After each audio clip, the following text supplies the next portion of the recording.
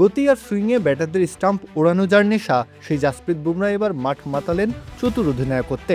ঘাতক ইয়র্কারে ব্যাটারদের পায়ের পাতা চূর্ণ করা যার চেনা স্বভাব, সেই মানুষটি এদিন মগজাস্ত্রের চালে প্রতিপক্ষকে মাত করলেন। ম্যাচ শেষেও হাস্যোজ্জ্বল মুখে সঞ্চালকের সাথে রসিকতা করতে দেখা গেল তাকে।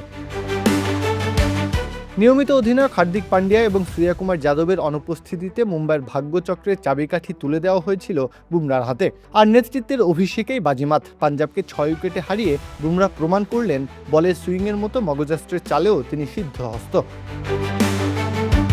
যদিও আন্তর্জাতিক ক্রিকেটে ভারতের হয়ে টেস্ট ও টি-20 ফরম্যাটে নেতৃত্ব দেওয়ার অভিজ্ঞতা তার ঝুলিতে আগে থেকেই ছিল। বিশেষ করে 2024-25 বর্ডার গাভাস্কার ট্রফিতে অস্ট্রেলিয়ার মাটিতে তার অধিনায়কত্ব প্রশংসিত হয়েছিল ক্রিকেট মহলে। ম্যাচ শেষে পুরস্কার বিতরণী মঞ্চে নিজের স্বভাবসুলভ হাসিতে ফেটে পড়েন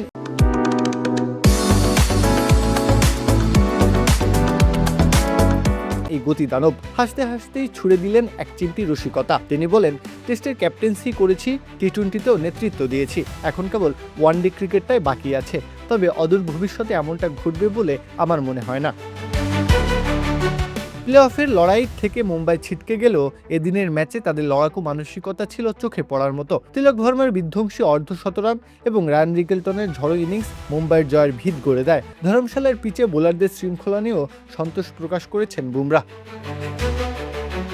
এবারের আইপিএল 2026 মৌসুমে বুমরার ব্যক্তিগত ফর্ম হয়তো তার চেনা ছন্দের ধারে কাছেও নেই। 12 ম্যাচে মাত্র 3টি উইকেট কিংবা 8.53 ইকোনমি রেট। পরিসংখ্যানের এই শুষ্ক সংখ্যাগুলোই বুমরা সুলভ আভিজাত্যের সাথে বড্ড বেবানান।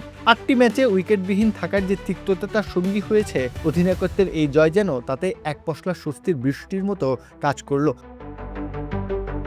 প্রত্যহ কাব্য, খেলা 71।